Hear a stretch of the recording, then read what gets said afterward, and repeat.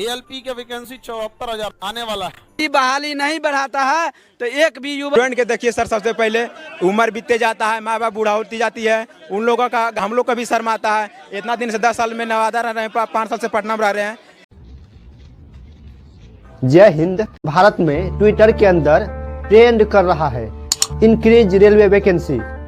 Railway के अंदर अल्प वैकेंसी आई हुई है जो उनको बढ़ाने के लिए युवाओं के द्वारा कोशिश किया जा रहा है। तो क्या है पूरा मामला, तो आज के इस वीडियो में जानते हैं। आज पूरे ट्विटर पे देखने को मिल रहा है जो भी बच्चे गवर्नमेंट एग्जाम का तैयारी कर रहे हैं उसके बारे में इस वीडियो में बात करेंगे। रेलवे में करीब 3 लाख की वैकेंसी खाली रहते हुए भी इतना कम वैकेंसी क्यों निकाली है, जबकि भारतीय रेल भारत का सबसे बड़ा नियोक्ता है।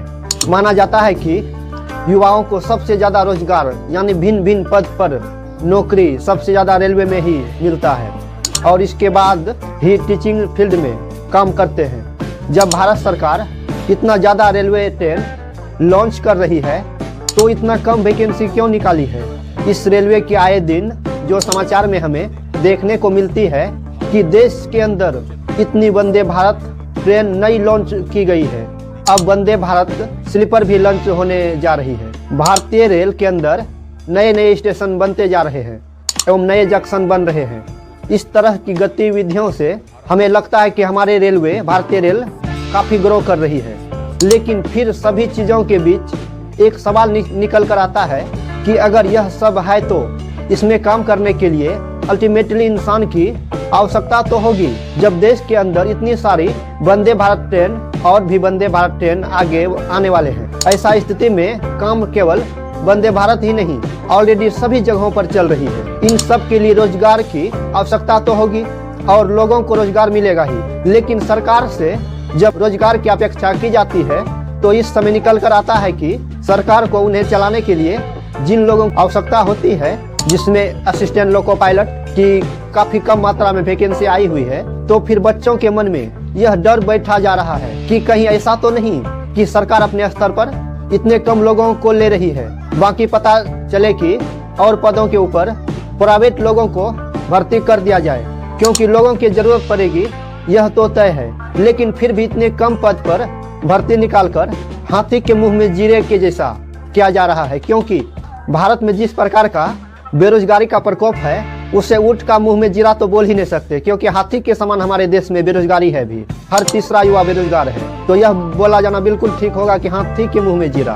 वही अगर बात करें फैक्ट की तो लगभग 3 लाख वैकेंसी के आसपास भारतीय रेल में पद खाली है और कुछ हजार लगभग 5,000 से 5,500 पद निकले हैं। इसका मतलब बाकी पदों पर क्या उसके द्वारा कोई अलग ही प्लान चल रहा है? क्या सच में प्राइवेटाइजेशन किया जाएगा?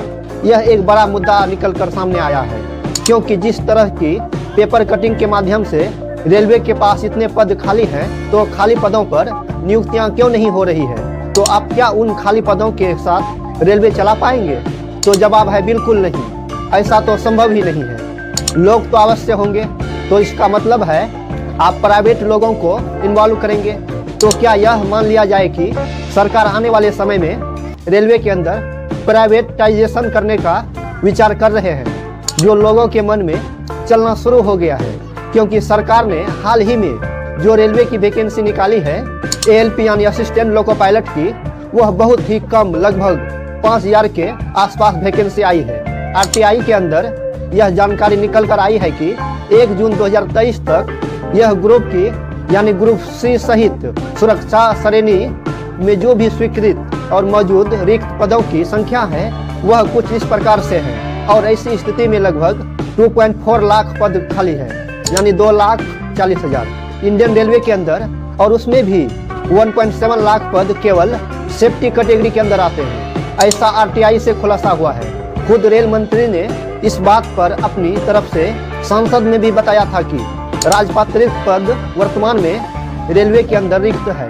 दिसंबर 2022 की यह पेपर कटिंग आप देख रहे हैं और इन पदों में loco pilot, assistant engineer, technician work, technician clerk, guard manager, यह तमाम पद शामिल हैं। इसका मतलब यह हुआ कि रेलवे के अंदर पद रिक्त था और इसी रिक्त के चलते रेलवे में हाल ही के दिनों में एक्सीडेंट जैसी दुर्घटनाएं भी हुई है।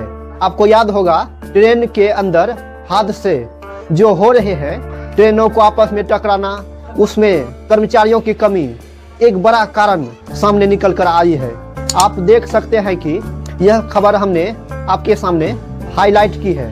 जब जब इस तरह की खबरें हाईलाइट होती है और उसमें जब आपको पता चले कि इतनी कम पोस्ट पर वैकेंसी, मात्र 5,696 पदों की वैकेंसी निकल कर आती है, तो यह जेन्युइन सा प्रश्न है कि आपने ऊँट के मुंह में जीरा दे दिया। जिससे मन में ये भी डाउट होता है कि क्या रेलवे सच में प्राइवेटाइजेशन करने का प्लान चल रहा है, क्योंकि करोड़ों की संख्या में 10th पास ITI किए हुए बच्चे मौजूद हैं। यहाँ तक कि 12th BTech किए हुए भी बहुत सारे बच्चे इसके लिए तैयारी कर रहे हैं। इसीलिए ट्विटर पर लाखों की संख्या में अभी तक ट्रेंड कराने के लिए ट्वीट किए जा रहे हैं, जबकि 2018 में 64,000 की वैकेंसी आई थी और अब मात्र 5,696 पद पर आए हैं।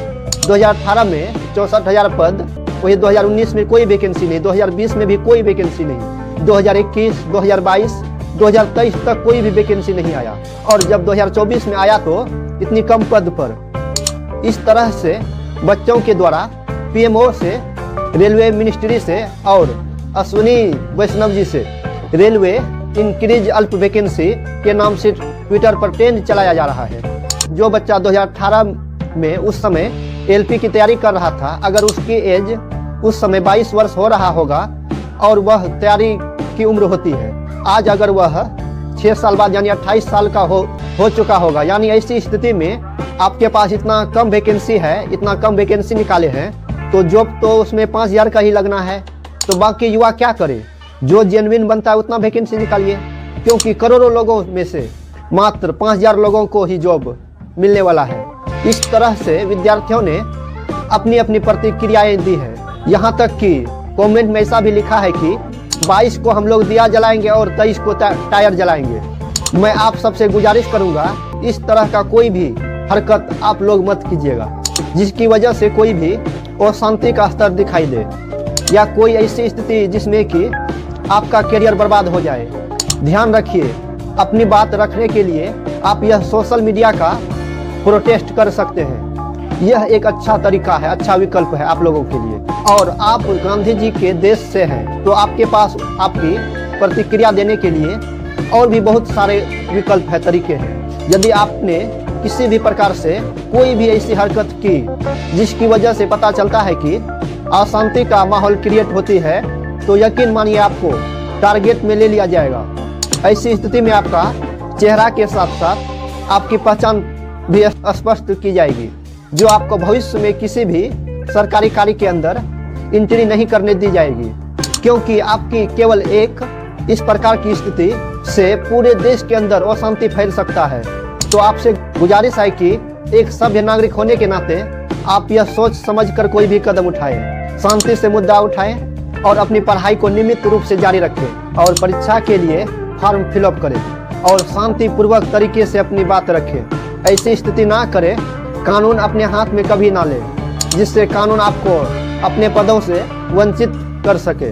यह मेरी आप सबों से विनती है, आप अपना ख्याल रखें। अगर आप भी हमारे चैनल पे नए हो तो चैनल को सब्सक्राइब जरूर करें। मिलते हैं नए वीडियो में। जय हिंद।